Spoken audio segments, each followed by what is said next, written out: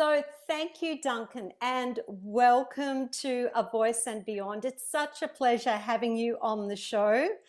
There's so many things that I'm really excited to talk about in this episode, things that I absolutely love geeking out about, and a lot of things that are relevant to everybody, whether they're a singer, a voice user, a voice professional. These things relate to everybody. And even though some people may think they're doing really well in a lot of these areas, we can all do better. So, yes, welcome to the show. How's life in the UK? Hey, well, thank you for having me. It's a pleasure to chat to you. Life in the UK is good. You know, we're still sort of in the tail end of COVID related lockdowns, Mhm. but you know, we seem to be coming out of it, which is great, and things are opening up again. So yeah, a sense of optimism in the air, which is great. That is wonderful. We can all do with a little bit of optimism, that's for sure. But we must tell the listeners what you're doing in the room you're in right now, because it might be a little weird that you have a cot behind you. Oh, sure. Can the listeners hear the cot, perhaps? Can they hear it? No, but they'll see it on YouTube. Oh, of course, yeah. Um, well, I am currently in my daughter's room. It used to be our guest bedroom, but now our study is uh, guest bedroom slash study. I have a almost 1 year old daughter. She turns Oh, one on the 12th of July. beautiful. Uh, What's her name? Her name's Evelyn. Evelyn. Evelyn. Oh, stunning name. It was hard to find a name because my obviously I have an unusual surname, Rock. You know, it's quite sort of That one could say is. kind of masculine surname, and so to find a feminine name that goes with that, it was quite important to us that we had a sort of a lilting name with quite feminine with lots of syllables to go with Rock. Otherwise, you know, she might sound like a cave baby. Well, seeing as you're in that room, as I said prior to the interview starting, I don't mind you being in there under one condition, and that is that you don't spit the dummy. And what was the other one that I've Oh, just forgotten? okay. Uh, That you don't kick the Kimbies. Kick the Kimbies. I love Kick it. the All right. Kimbies. And for those That's a good people one. that don't know what the Kimbies are, they're a nap. Kimbies is a nappy. So it's an Australian thing to say spit the dummy and kick the Kimbies.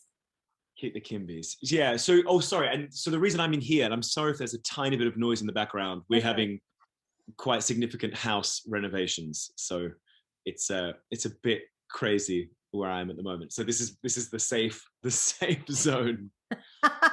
Well, you know what? I'm always up for something different, and this is certainly different. And I'm very excited about all that. So, Duncan, you are a singer, a nutritionist, a registered exercise professional, a member of the Royal Society for Public Health, and you have so much to share on topics around self care. And I have millions of questions for you. But let's start with your journey. And your journey, you were born in Edinburgh, in Scotland. I Your mother was is Brazilian. from Rio de Janeiro. Oh, and then you lived in Perth in Australia. So tell us about all of that because it sounds kind of like a Dalmatian or something like a dog, or what do we call it? You mean like a And mongrel? well, A stray. okay, Um, well, maybe a little stray that's with the surname Rock. with this sort of right. I mean, I would Okay, definitely be a rescue dog if I okay. wouldn't be fetching top dollar as a pedigree. Yeah, well, I mean, it's not I suppose a little bit unusual, but it kind of follows a clear path. My father is English, my mum's from Brazil, and they were both lecturers. They were both academics and both lecturers at the University of Edinburgh Hmm. um, in different fields, but they met at I don't know a social gathering for Yeah. university, and that's where they got married, and that's where my brother was born, and then I was Hmm. born. Hmm. And then when I was about two and a half, my father was a professor of geology. Wow. So he obviously in Perth, in Western Australia, there's a very substantial mining industry. Mm-hmm.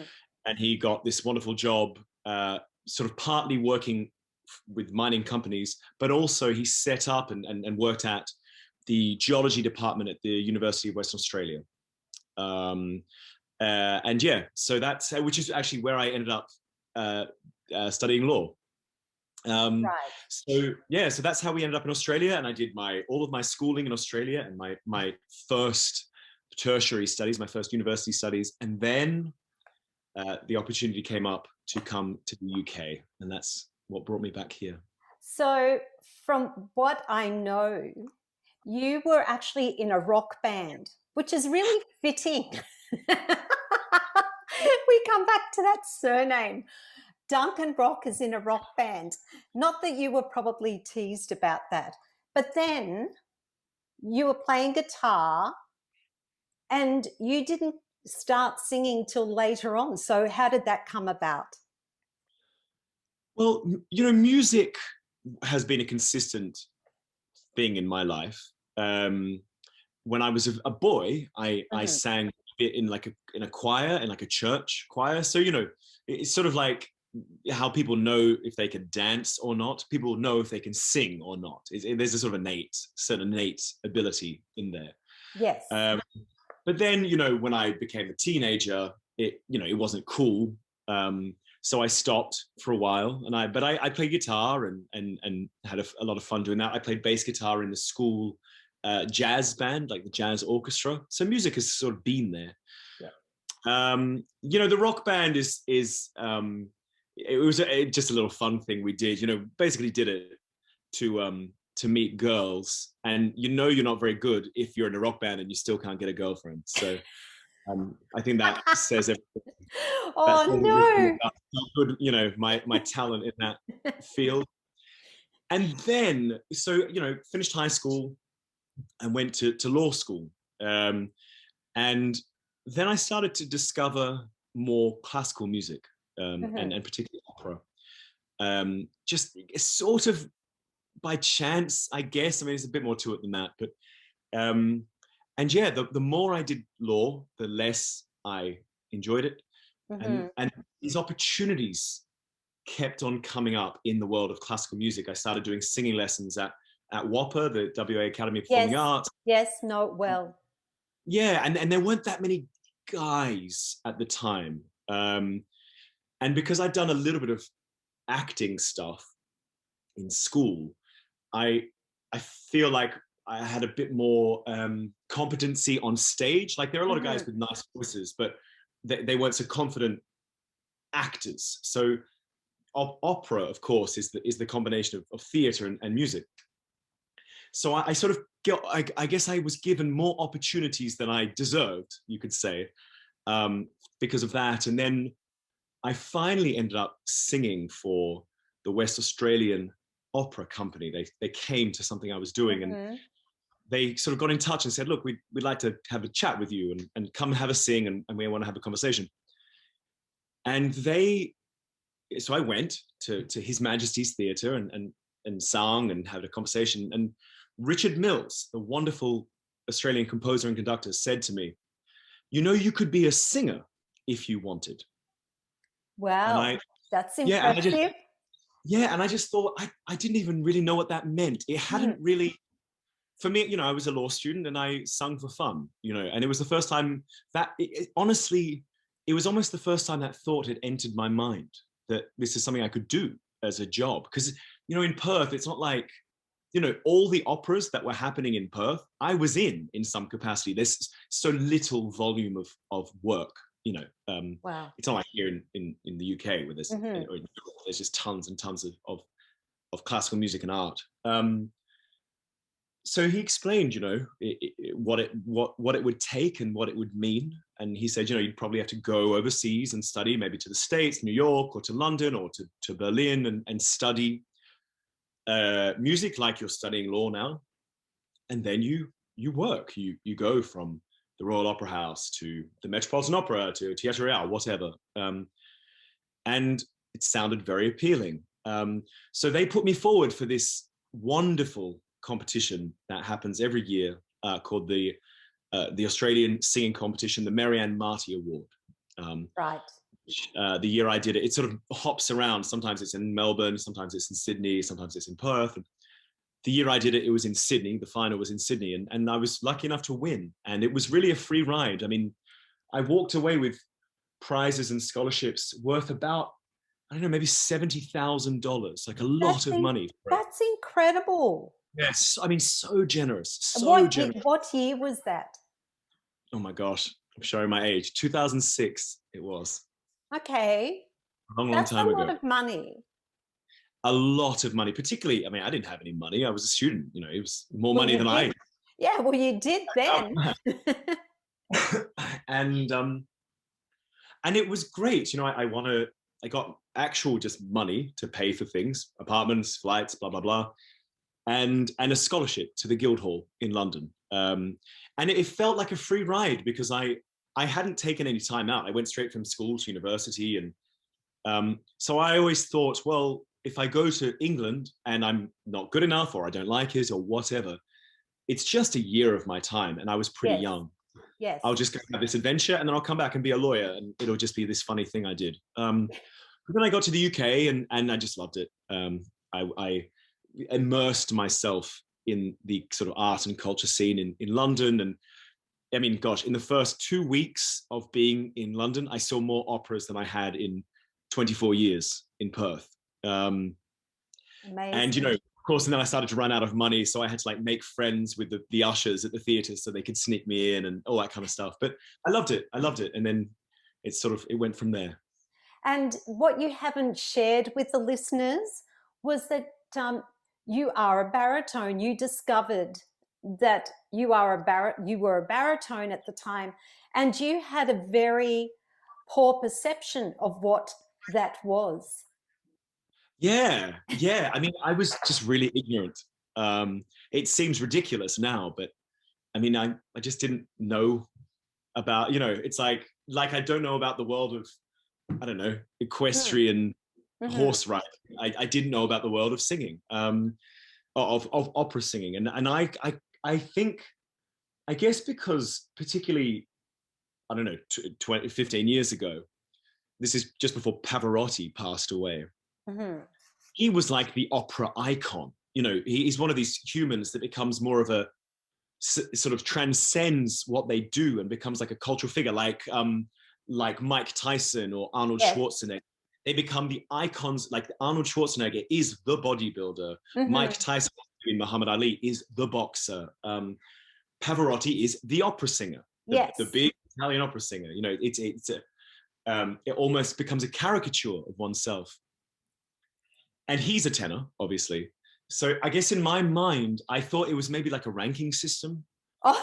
Like tenor was the best. I guess some tenors still probably think that. But yeah, I thought like tenor was the best and baritone was the second best. And you know, the truth is a lot of the very iconic opera repertoire, like we'd call the standard repertoire, La Bohème, Carmen, La Traviata, the lead male role is a tenor. So I guess that helped to enforce my perception of this ranking system. But then, of course, I looked into it a bit and realized, oh no, this isn't the case. It's just about the range you sing, the timbre of your voice. And then, of course, there are plenty of leading baritone roles, like the role of Don Giovanni, which I've sung many times, and Macbeth and Nabucco and you know, Billy Budd and you know, so that was just part of my tremendous education, very quick education into the world of opera and classical music. I understand that. So you thought you were ranked very poorly in the world of opera, and then you found out it wasn't such a bad thing after all. It's like a tennis game.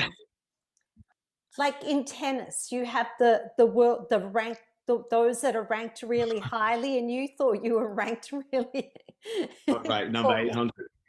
Yeah. I mean, maybe I am ranked very low, but baritones in general are. Yes. Okay, and you had a massive career. You did a lot of performing. all around the world. Yeah, that's And true. and then you decided to transition and leave that career path, or did you include that next phase of your career and your interest in health and well-being? Did that align with what you were doing, or did you leave that life behind you completely? So, it, like music generally, the world of fitness and health Mm-hmm. has also been a consistent thread throughout my life. I always loved playing sport. I love the gym. I for a while spent a lot of time as a beach boy and Cottesloe Beach and working out and hanging out by the beach. Um, so this is something that's been in my life for its entirety. And I mentioned my mum's from Brazil. Very strongly interwoven into Brazilian culture is this idea of healthy living enriching your life.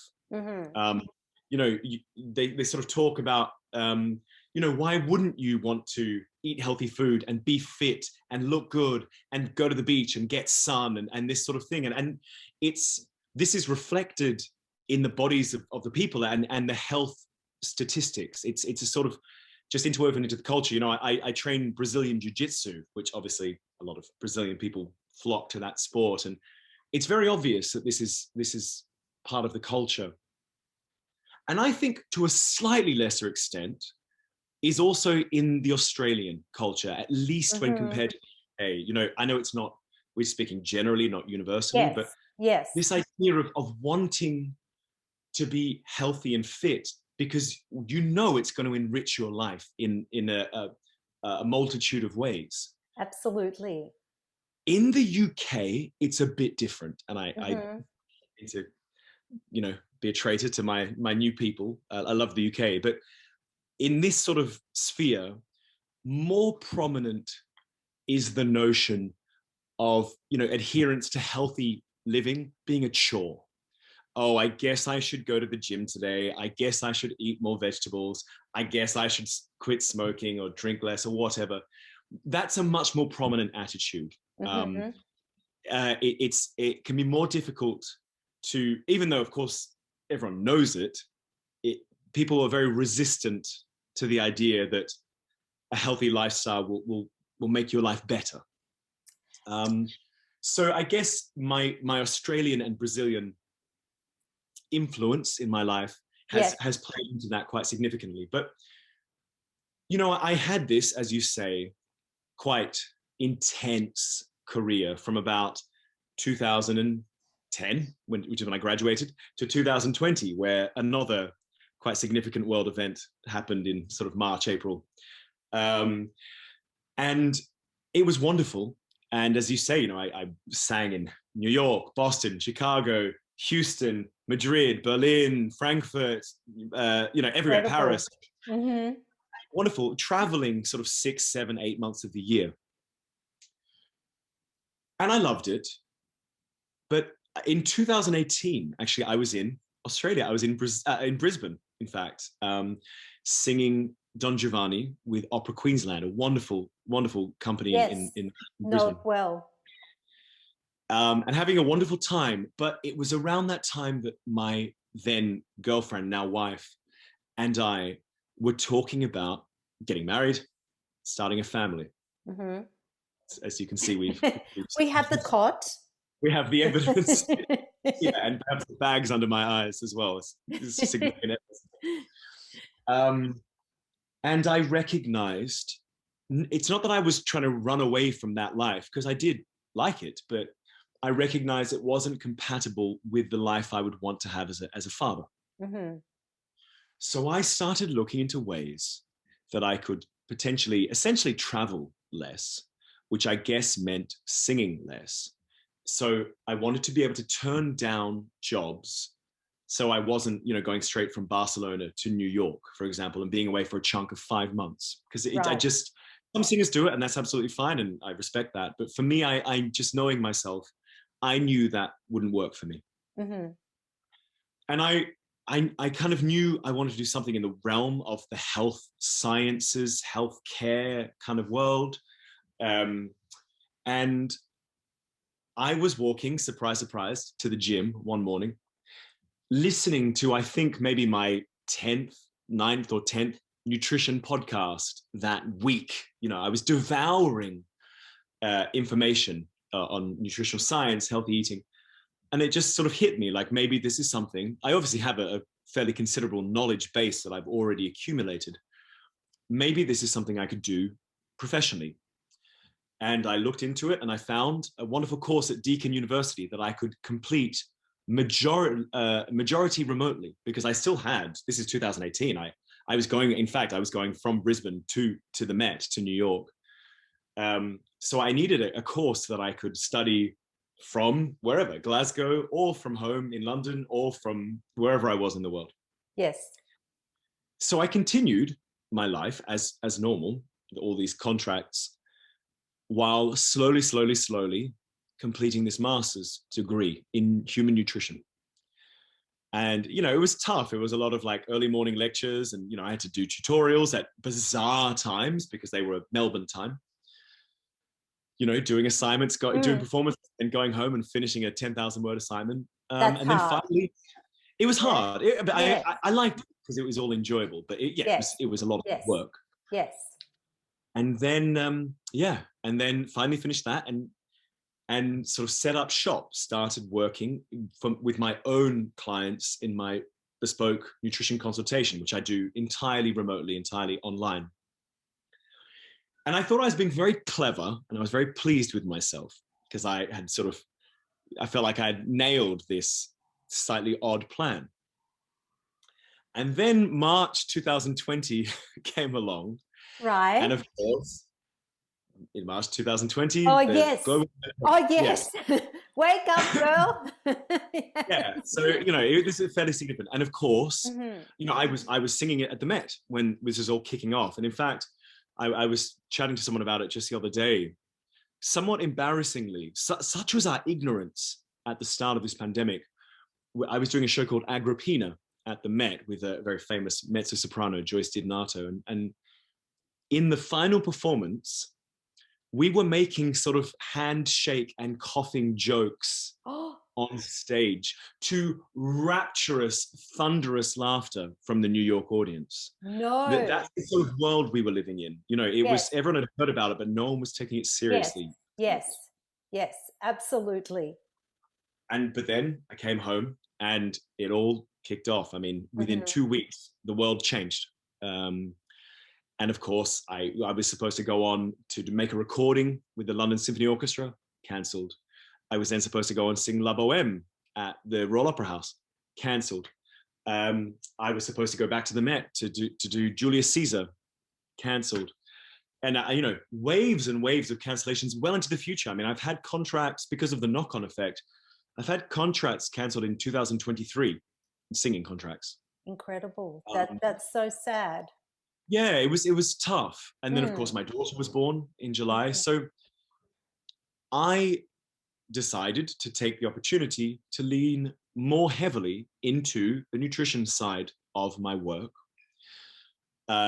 Because obviously there was nothing I could do about the singing. If theaters are closed, they're closed. I can't beat my head against a wall. I have to work around this. And I got approached by a wonderful gentleman called Stephen King.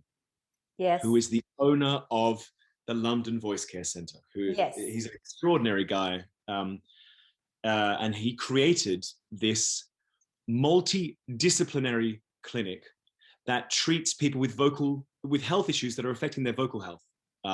So we have a lot of West End performers. We have obviously a clinic in London, and we work with West End performers. We work with presenters, TV presenters, a couple of pop stars, you know, TV actors, theater actors, and so forth. And this is how the world's combined. Because he said, look, we have an osteopath, we have performance psychologists, we have speech therapists, we have an ENT, obviously, on call. He came to me and said, I need a nutritionist that understands singers. And I think you're the only one kicking about who has both things. Yes. And And, that's how I discovered you, was okay, through that program, the vocal first aider, vocal health first. Yes, through yeah, that program there. And I thought the information you had to share was fantastic. And I thought more people need to know about this. But you didn't just talk about nutrition, you also did an exercise and fitness segment as well, because that's where you first started, was in fitness. And then you realized that good health started from the inside out. So it- yeah, yes, exactly. yes. Um, See, it, I know what you've been doing in your past. I've you've been been keeping stalking tabs, you. keeping tabs, yeah. I have. Yeah. In So, fact, you've sort of touched on actually something I guess a quite significant event that I guess skipped over in my life in the life story that I seem to have decided to give you, but it it yes, fitness was really my first foray into this world. I did my sort of personal training mhm, certification at the Australian Institute of Fitness, and until I was in my mid-20s, I have to admit, my relationship with health and fitness was largely superficial.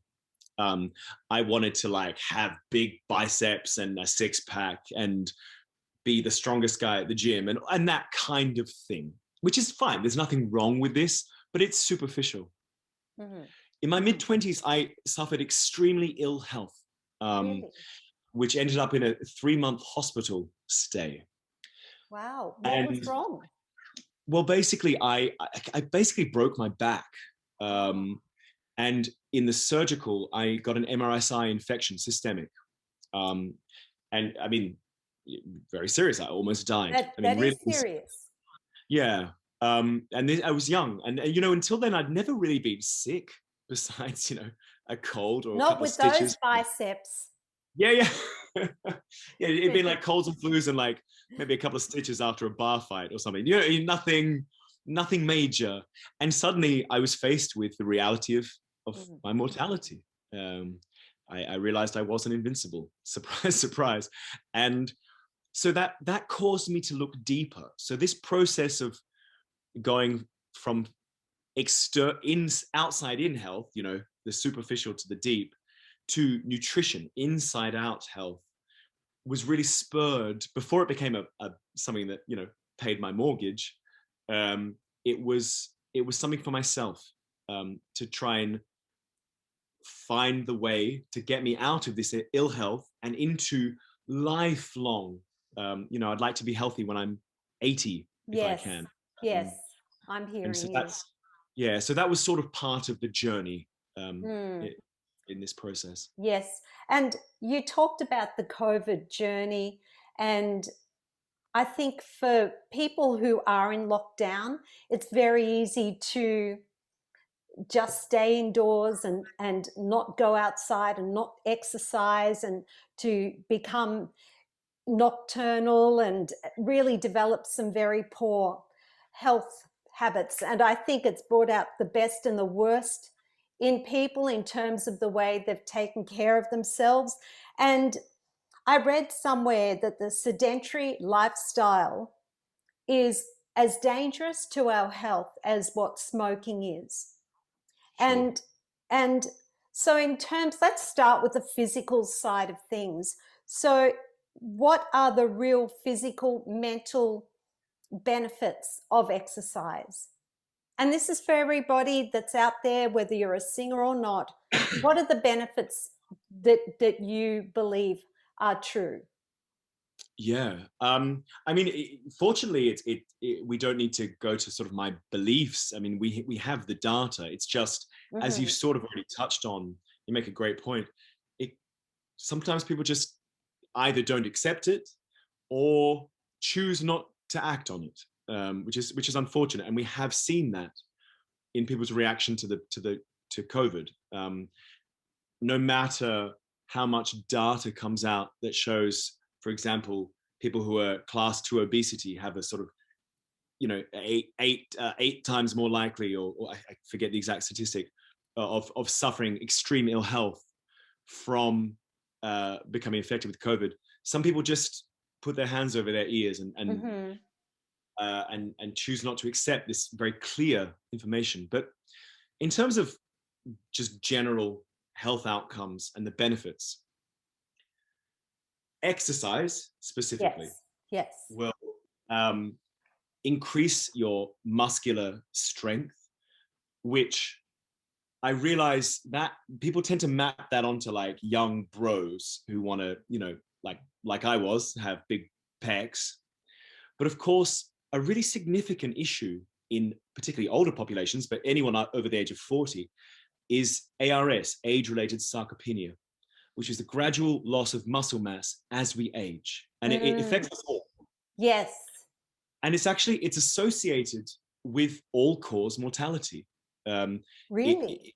The higher the rate of ARS in an individual, the easier it is to predict suffering from all-cause mortality, dying of any cause. It's a really, really significant and serious issue, particularly in an aging population. And exercise, particularly strength training, is the best way, obviously accompanied by an appropriate diet, is the best way to fight against this. So that's the first one, muscular strength and size, particularly as we age. Yes. Then, of course, bone mineral density is accompanied by an exercise regime, particularly important in women, but important for everyone. As we age, once again, the more brittle our bones, the more likely they are to break. What happens to a lot of elderly people? They'll break their leg, go into hospital, never come out. It's a really, once again, a really serious, significant consideration. Metabolic health is also really important in all individuals. Exercise is very good at improving your insulin sensitivity.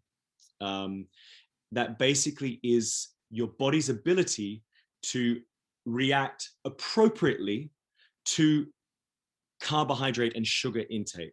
Right. Do you want me to go into a bit more detail with this, or? Yes. So basically, there's a spectrum of insulin sensitivity on one side to insulin resistance on the other side. Insulin resistance past a certain point we call type 2 diabetes. Right. And the more we research this, the more we realize fighting against insulin resistance is very beneficial for a multitude of health outcomes. But if you become insulin resistant, it basically means you ingest X amount of carbohydrate. Your body needs, so you ingest carbohydrate, your blood glucose goes up, you need to release insulin to lower your blood glucose. A very simple, elegant system. Yes. When an individual becomes insulin resistant, it means they become resistant to the effects of insulin. So that same carbohydrate intake, let's say it's a banana, they need then more and more insulin release to normalize their blood glucose levels, bring their blood glucose levels back down. So this becomes an issue because insulin doesn't just tell us to lower our blood glucose, it tells other things to the body, including store fat. It's a fat storage hormone.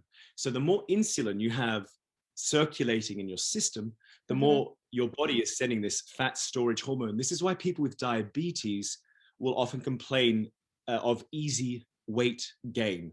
It's not because they're being greedy. It's not because they're being lazy. It's because they have elevated insulin telling their bodies to store fat. So hopefully before one gets to that point of type 2 diabetes, where obviously the game changes and it becomes an illness that needs to be dealt with. But if you can get yourself to that point of best insulin sensitivity, this will put you in very good stead in overall general health.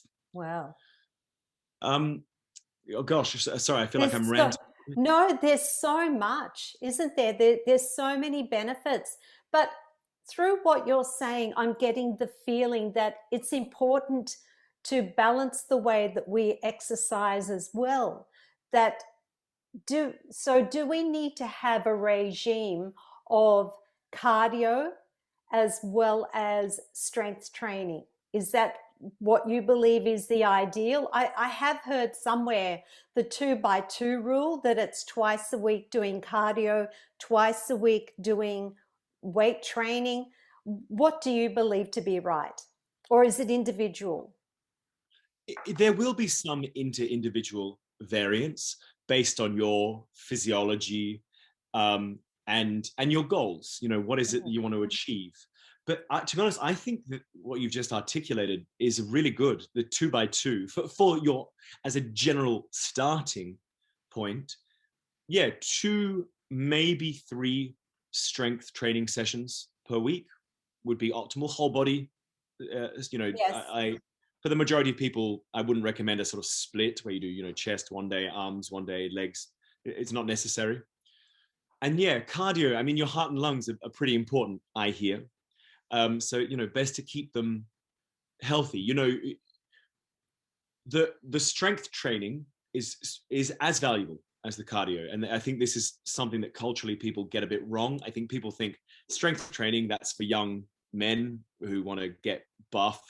Mm-hmm. It's not true. It actually has more value. Young men don't need much to put on a bit of muscle. Yes. It's as you get older. In fact, I Yes. think women should focus more on strength. Yes. In the gym, you go to your average commercial gym and you'll see all the girls, this is obviously a complete generalization, but it holds. You'll see the girls on the treadmills and the dudes lifting weights. Actually, ideally, they'd swap. Yes. Yes. I'm But, probably one of the oldest females in my gym. okay. And yes, and I do weight training. I haven't done so because I've had like a tennis elbow injury, but Okay. weight training is something that I've been doing for a number of years now. And I find it really beneficial. But people have the wrong perception about exercise too, because you talked about going to the gym and being on a treadmill, but it's just as okay to go outside and go for a walk, isn't it? Yeah, I mean, I'm not against the treadmill, but if I have the choice between walking outside and walking on a treadmill, I'll pick outside. You know, Yes, I have a yes, dog, too, and that helps. But yes, particularly in Australia, why are people walking on the treadmills? I yes, just don't understand. yes, It's so beautiful and the weather's so good. um, I think so. Just generally, most people, in my experience, gauge the effectiveness of a workout by how tired and sweaty they are at the end mm-hmm, of the work. This is mm-hmm, completely understandable. However, it's not a great gauge of the effectiveness of the workout. The best gauge is overall progress. Are you getting yes, from point A to point B where you want to be? And this sort of current, I guess, craze or popular workout system of doing HIIT training. Oh my God, you hear people coming out, oh my God, I could barely breathe at the end of that workout, or, doing CrossFit, doing Olympic lifts, followed by sprinting up a hill, followed by whatever it is they do. This is unnecessary and suboptimal for the majority of the population. And in fact, doing something like getting your 10,000 steps a day in terms of overall longevity, health outcomes, and sustainability, staying injury free, yes. being, So doing something you important. do when you're 80, Mm-hmm. hopefully. This is more important. It is. I would much rather someone walks 10, 15,000 steps a day than kills it in a CrossFit class. Yes. My theory is because, like, I don't actually love exercise, but I do exercise. And I've always played either a team sport or gone to the gym. And at the moment, my routine is this: I get up every morning and I do 6 minutes of planking. So I split that up in 2 3 minute sessions. And I have done that for a number of years because it's something you can do anywhere. And I do that for core strength, but also to give my body a wake up call. Quite often I may wake up with a little niggle somewhere. And after I've planked, I feel amazing. You know, I believe like motion is lotion. Just getting yourself moving and doing something, doesn't that make you feel better? Yeah, I would agree with that. That's firstly, that's quite impressive. Two, I three know, minute pump. right? Oh, Quite a, we yeah, need wow. to have a planking competition. We need a plank off. Finish with the plank off. You know, I will warn you. I will warn you.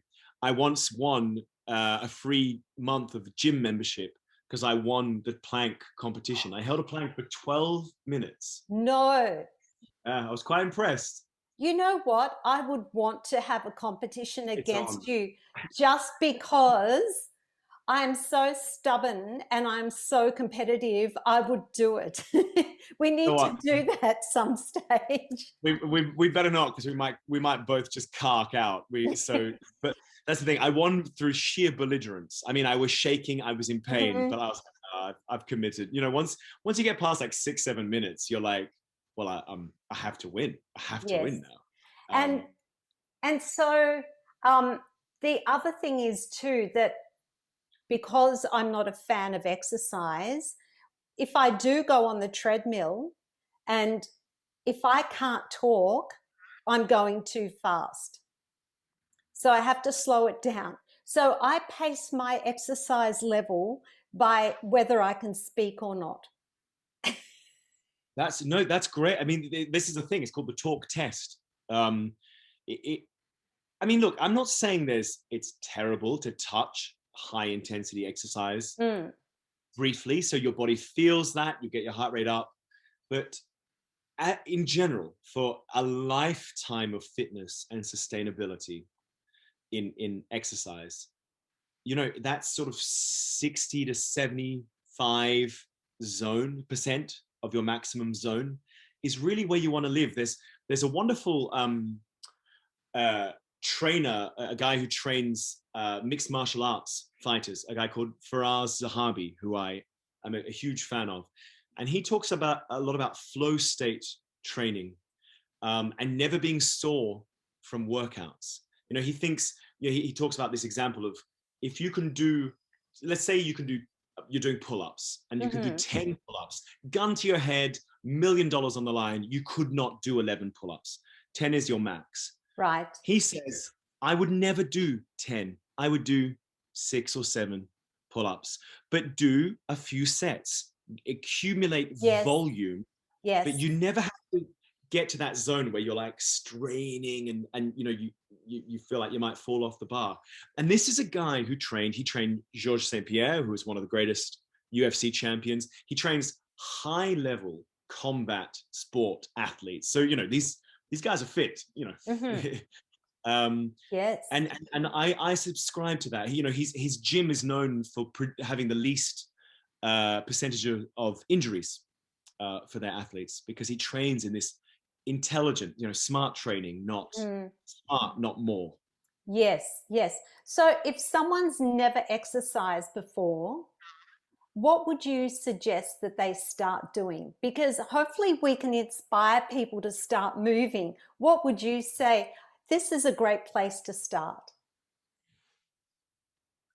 I would probably, I know it might sound easy, but the consistency is key. Mm-hmm. 10,000 steps a day. No, Yes. don't worry about the gym workout if you're not doing 10,000 steps a day. You burn more calories in an hour of walking than you do in an hour of working out. This is something people tend to get wrong. We massively overestimate the amount of calories we burn at the gym. Mm-hmm. Um, so I would say 10,000 steps, but every day. You know, not 10,000 on Monday and Tuesday, and then 3,000 Wednesday, Thursday, Friday, Saturday, Sunday. Do you know what I mean? It has to be every day. I would do 3 strength training sessions a week, whole body, doing, you know, focusing. Obviously, this is assuming an able-bodied person. Right. focusing on big sort of compound moves. So don't worry about sitting on the machines and doing bicep curls and things like that. Mm-hmm. Do a squat, even if it's with just your body weight, squatting to the floor and back up. Do some sort of pressing, a bench press. Try and do a push-up. Maybe you could do push-ups. Some sort of pulling exercise. So, you know, each workout should consist of at least one lower body exercise, a squat, a lunge, a deadlift, something like that. Some sort of upper body pushing exercise, pushing forward like a bench press or a push-up, or pushing upwards like an overhead press. And then some sort of upper body pulling movement like a pull-up, or on, you know, sometimes for pulling exercises, you do need to resort to machines, you know, the machine rowing, or you can do rowing with a dumbbell or a barbell. And that would be enough. And that would be enough for strength. And then maybe some sort of core exercise like a plank, or an anti-rotational exercise like a Pallof press or something, if people can Google that if they're not familiar with that exercise. And then maybe 5 to 10 minutes of something more high intensity cardio, sprinting up a hill. I don't know, some people like doing burpees. I'm not necessarily that much of a fan. I don't love burpees, but I do them if I have to in a Pilates class, because I do reformer Pilates twice a week that incorporates cardio, and we do burpees. And I don't love them, but I do them just because I have to. And there ain't no way I'm not going to do anything that and then fail. I'm sensing a pattern here, a pattern of competitiveness. Thank you. No, great. You know, it doesn't really matter. The modality doesn't really matter. It's just to get your heart and lungs going. Yes. It can be on the bike, on the rower, whatever. But once again, not a 50-minute HIIT class. Pick an exercise that you enjoy, that is safe for your physiology. You know, if you've got lower back problems, don't do it on the rower. If you've got knee problems, don't sprint on the pavement. You know, that sort of thing. So listening to the body. Exactly. Listen to your body. And every day is different. Like if I go to the gym and I'm feeling tired or I'm not feeling my best, I just lessen the workload. If I go in there and I'm feeling good, then I'll do my proper workload. Because the worst thing is having an injury and then you can't go for 3 months and then you undo everything that you've just done. Well, and this is surely, alongside other things, but surely how you've managed to maintain obviously a really high level of fitness throughout your life, which is amazing. Yes. And what about the importance of overall fitness and strength to the voice? Yeah, so obviously all of those benefits I articulated before, you know, muscular strength, fighting against sarcopenia, bone density, metabolic health, immune health, you know, so forth. Well, actually, immune health can map onto a singer, but all of these things, improved mental health, these are beneficial for the general population. But of course, singers are people too, and they can reap the general benefits of exercise just in their everyday life. So that's really important to lock down. In terms of singer specific benefits, yes, I slip of the tongue earlier. Immune health. Obviously, immune health is an essential element in the life of a singer, any vocal professional. You don't want, you know, in the opera world, if you don't go on that night, you don't get paid. So like sometimes there've been a couple of times in my career when I've got a cold for 2 weeks and lost tens of thousands of dollars worth of work. Yes. It happens to fall when you've got like 8 performances. It sucks, but it's a reality. So there's a direct link between physical fitness and immune health, or perhaps a better way to say it, although it's not as positive, is there tends to be quite a strong link between being unfit and particularly, unfortunately, being overweight and obese and a reduced immune functioning. We don't know the exact mechanism. It likely has something to do with chronic levels of inflammation, but I happily admit it seems that The jury is still out on the mechanism. We just know there is a connection. Mm-hmm. Somewhat related to that, one issue I constantly come up against at the Voice Care Center, you know, if I have 6 clients today, at least one of them will mention it, sometimes all 6, reflux. Oh, yes. That dirty word. That dirty word that singers, you know, love to utter. You know, obviously digestive health, it can be improved through fitness, more so nutrition, but you know, obviously they're all related.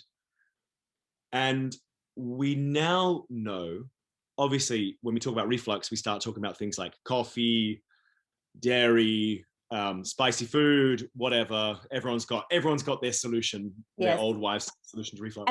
And we are going to get to those. Oh, sure. Okay. You ain't getting off this podcast without talking about some of those things too. You ain't going anywhere. But just in this context, it seems from more recent research that the biggest exacerbator of reflux is central adiposity, body fat around the midsection. Oh. Exerting pressure on the stomach. Really? And in fact, incidences of reflux have increased almost directly with increased population obesity. You can sort of map the increase of both next to each other, and they follow a very similar pattern. I didn't know that. Yeah, most people just... No, I didn't know that. And what about lung capacity and exercise building lung capacity? Lung capacity is something I've looked into, but if I'm honest, I'm less convinced by, in a singer-specific context. I've not seen much evidence of a relationship between, you know, someone's 100-meter freestyle swim time and their ability to sustain a long phrase as like an opera singer. I think lung capacity as a singer is, in the absence of medical conditions, obviously you've got emphysema, it's going to affect it, but it's a technique thing. It's a breath control thing. It's not like doing hundreds of burpees is going to make that you better at singing that long, difficult phrase. This is my opinion. I might be wrong, but however, functional task abilities that then relate to your stagecraft can be improved by fitness. So just to give a personal example, to illustrate, one role I've sung a lot, I think I mentioned, is the role of Don Giovanni, the Mozart opera. I've sung it in Boston, I've sung it in Glyndebourne and Brisbane, and all over the place. The very first scene of Don Giovanni, it's a fight. You're fighting with this woman who you've sort of wronged, and then her father comes out, and you not traditionally will have a sword fight while singing, and then it's very active, normally running around stage. You know, I've done it with a sword fight. I've done it where I've had a sort of punch up and then shot him. I've done it where I've picked up a brick and beaten this guy. These are all different productions I've done. But needless to say, it's physical, tends to be physical work. Do you get paid danger money for that? No, I feel like I should, though. Yeah, I think you should. Maybe the guys I go up against get paid danger money. Oh, of course. I'm the Rock. You ain't going to beat me. Actually, once, in fact, when I was doing it against Glyndebourne, the man, the commendatore is the role, the guy you murder. He was this giant Eastern European guy, 6'9", absolute tank. I mean, he made me look tiny. Arnold Schwarzenegger's brother. Exactly, but bigger. Anyway, at that point, when you're most out of breath, you have to sing this very quiet trio with the dying man and you and your sort of friend, your sidekick, and it suddenly goes, it's like the action stops, and you sing this very quiet, sustained trio. if you're out of breath through lack of fitness from the running around, you'll struggle to sing that. Mm-hmm. So in terms of breath capacity, I think fitness helps in that regard. Just not, I don't think it maps specifically onto the ability, like lung capacity and the ability to sing a long phrase. I think that is almost entirely a technical thing. And just one other element that you might find interesting, some very new research that suggests, we know that increased cardiovascular capacity in an individual can improve recovery time from tissue recovery time, either from exercise or from an injury, from healing. You burn yourself, you cut yourself. Improved cardiovascular health can increase recovery time because blood, nutrients are circulating around the body more efficiently. Yes. Helps Yes. healing. We know now that that also specifically maps onto the vocal tissues. So a recent study tested cardiovascular fitness against vocal recovery time after performing a musical, an opera, a whole day of talking, whatever. Those in the study group that had the highest level of cardiovascular fitness had the fastest vocal recovery time. So if you're a singer, particularly like a musical theater singer doing 8 shows a week, yes, it will benefit you to have good cardiovascular fitness simply to recover your vocal tissues. That's incredible. And what about Beyonce?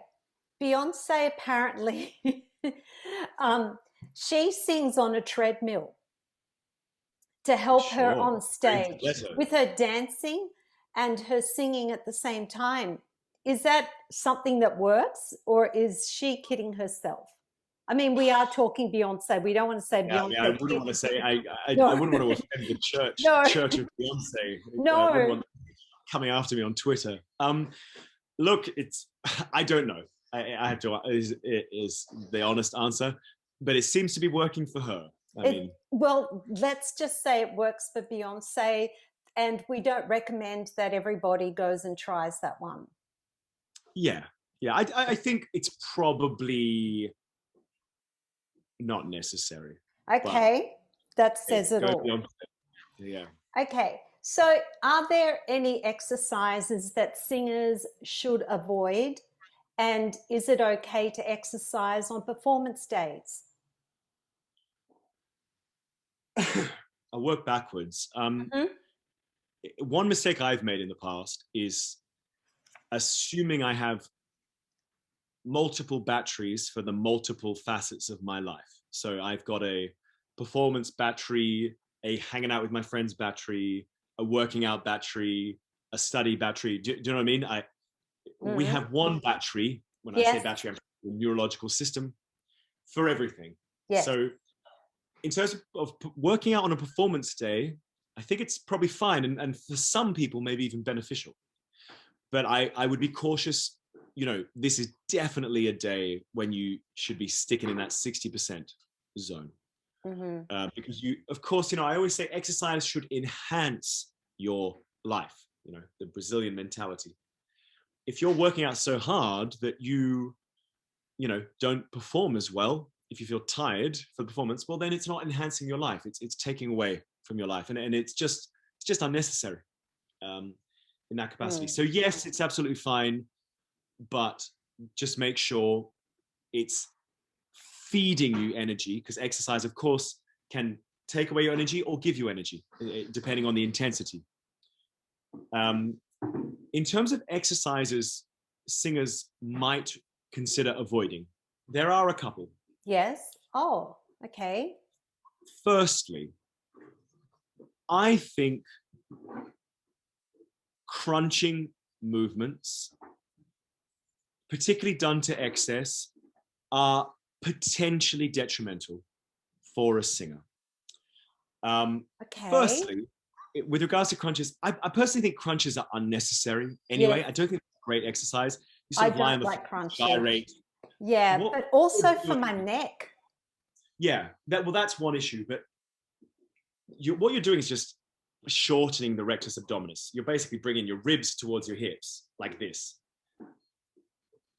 if you do this in absence of training the opposite muscles, the muscles of the spine erector, lower back, you can develop a sort of pattern overload where these muscles become more and more tense, more and more tonic, more and more tight.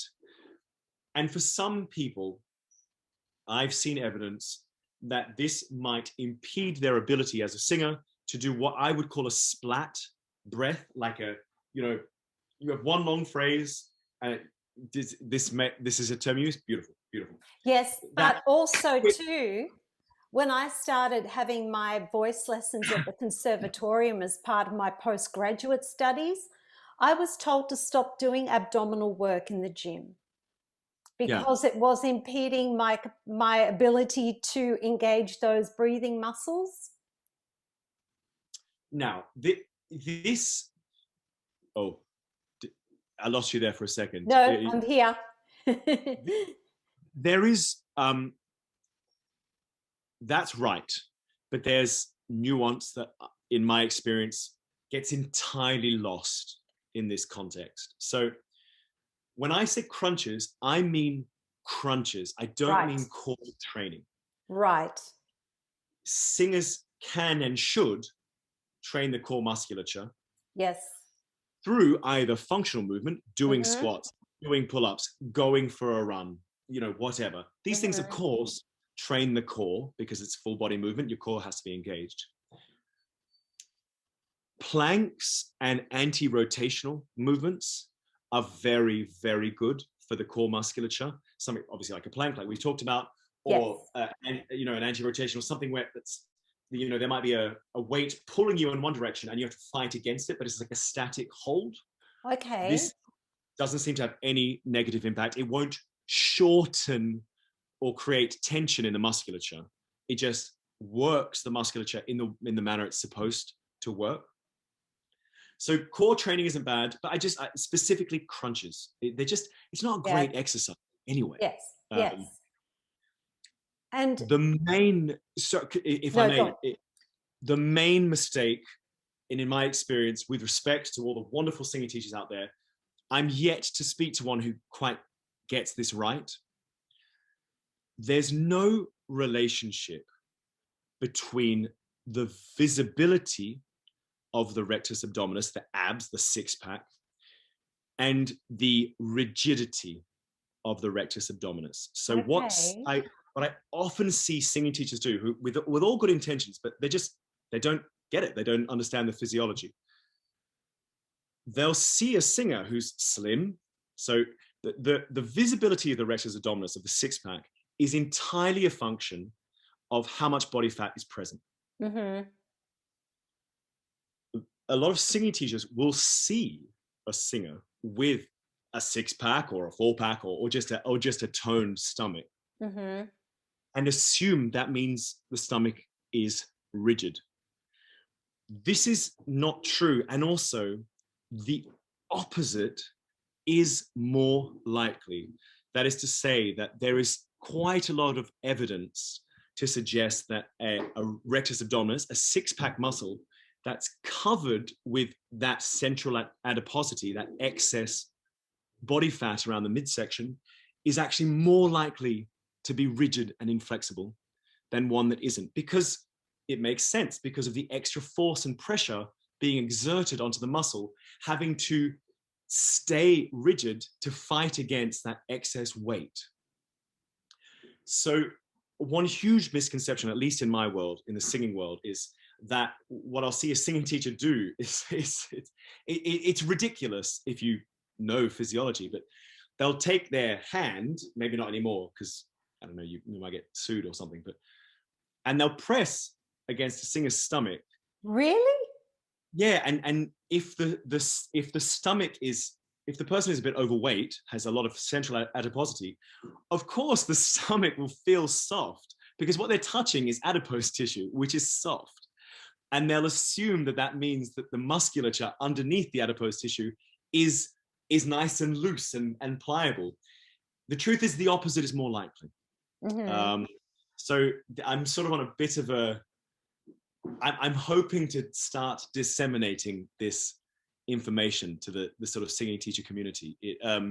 it's just one big mistake that we make. And look, it doesn't mean that every singer who has a six-pack has a lovely supple rectus abdominis. It doesn't mean every singer who is overweight has like a rigid but rectus abdominis. It just, a false association has been made, and it's simply not true. Wow. And what about, yes, when you train abs in the gym, a lot of instructors will get you to work on your obliques as well. Is that okay? Once again, I wouldn't do a sort of side crunch. Again, it's just that movement, shortening. It's just, honestly, you're taking a muscle that's like this and just going, just shortening it. Sorry, people listening to this, what I'm doing, but I'm doing funny things with my hands right now. But yes, this because the thing about ab training is you end up, when you get really fit, you end up having to do hundreds of reps. Two repetitions of crunches or whatever. I would train the obliques with anti-rotational exercises. Sorry, I'm repeating myself, but yes, that makes sense. The core musculature has a special role in the body, different to your biceps, different to your pecs, different to your quads, different to your glutes. They're slightly different skeletal muscles. They aren't just meant to like contract maximally and then release. They are postural muscles. They have a slightly different composition. So postural muscles are well trained with sort of static hold postural kind of exercises like the plank. Wow. Okay. Sorry, that was the longest answer ever. No, and a lot to take in as well. Look, I didn't mention before, but one of the reasons why I go to the gym is, as I said, I don't love exercise, but I love how it makes me feel. And for me, it is the best thing for stress and anxiety relief. So it's more for my mental health and just helping me cope with day-to-day living. So what about some of those feel-good endorphins and drugs and hormones that we feel throughout our body? How do they help us with a lot of like mental health issues or anxiety and just coping mechanisms? It's a great question. Once again, it will differ into individual. In terms of just those feel-good hormones, I feel that this maps onto this idea of like healthy living, enriching your life.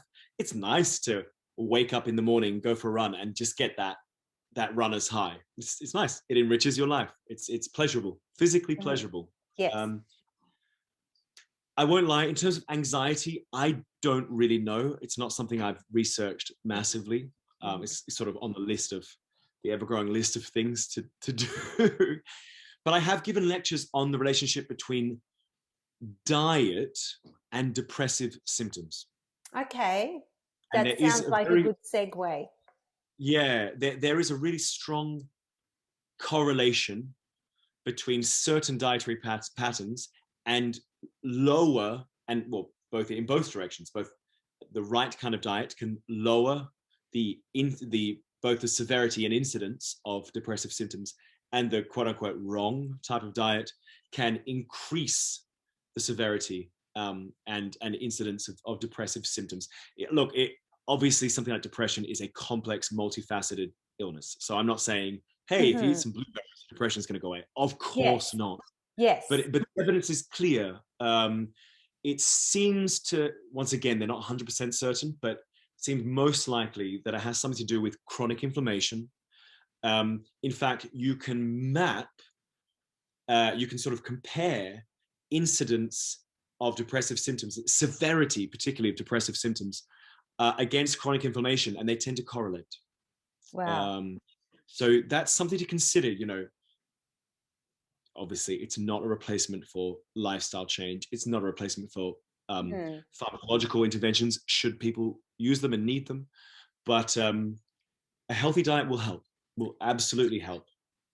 And I also read that not only can it help with enhancing your mood in terms of what foods you eat, but what you eat can change your gene expression, changes your hormones, your brain chemistry, your lymphatic system.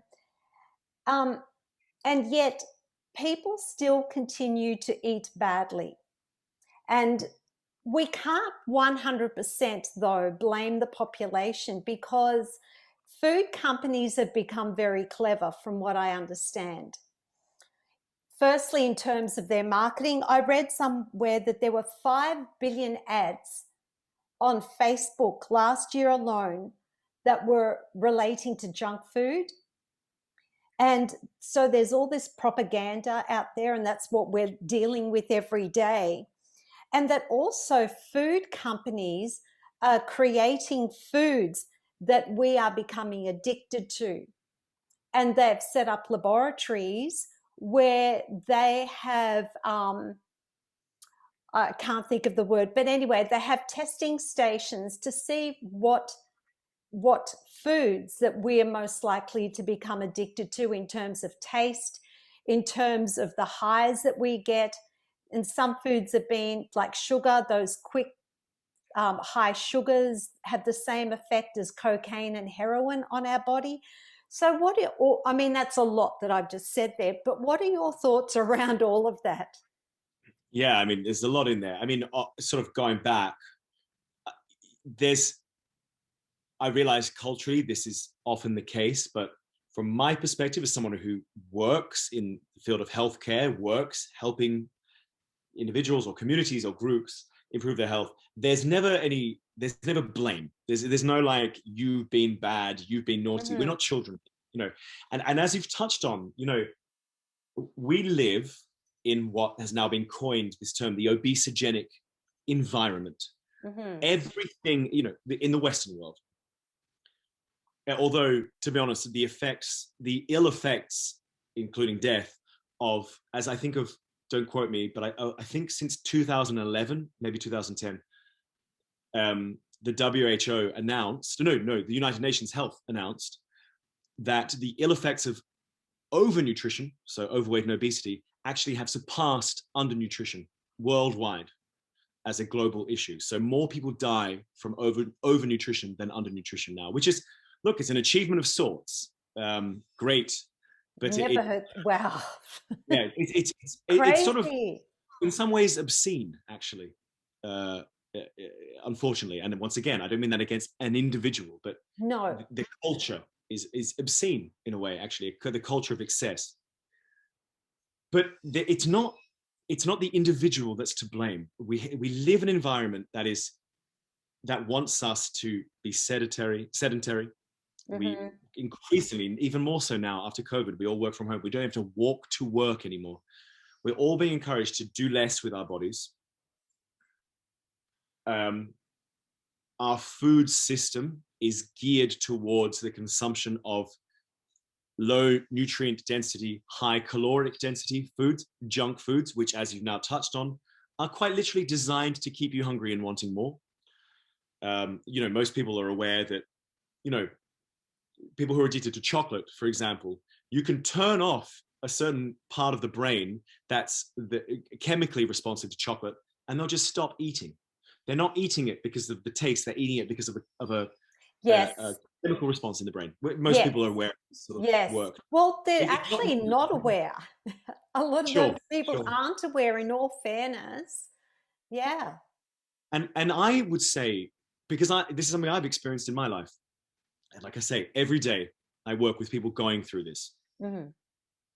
It's not that there's something wrong with your body or your genes. You know, you have great genes. The ability for us to store hundreds of thousands of calories of stored energy for a period of famine is extraordinary. It's an extraordinary characteristic in human physiology. It's one of the reasons we are here today, you know, because Yes. we used to eat whatever, an elk, and then not eat for 5 days. You know, it's how it was. In some depends where you grew up, obviously, where our ancestors grew up, but you know what I mean. So the genes for fat storage are valuable. They're just in the wrong environment. Mm-hmm. So it's no one's fault. One just needs to recognize this reality and accept it, and then use the hacks that are now fortunately freely available to fight against it. Do things like lift weights to increase your muscle mass, improve your insulin sensitivity. So when you're at the train station at 9 at night, coming home late from work, and the only option available to you is a Big Mac or whatever, your physiological response will be optimal to that food that you might have to eat. Mm-hmm. You know, if you've gone through 5, 6, 7, 8, 9, 10, 20, 30 years of poor habits, you're just setting yourself up for failure. Your ability to process these foods, you know, one should be able to go to, you know, I mentioned it's my daughter's birthday in a couple of weeks. We're going to make a big cake, and I'm going to eat a lot of that cake. I want to watch. Yeah. It's fine, because yes, it's not after a month of eating cake. It's one cake episode. Yeah. And it's okay.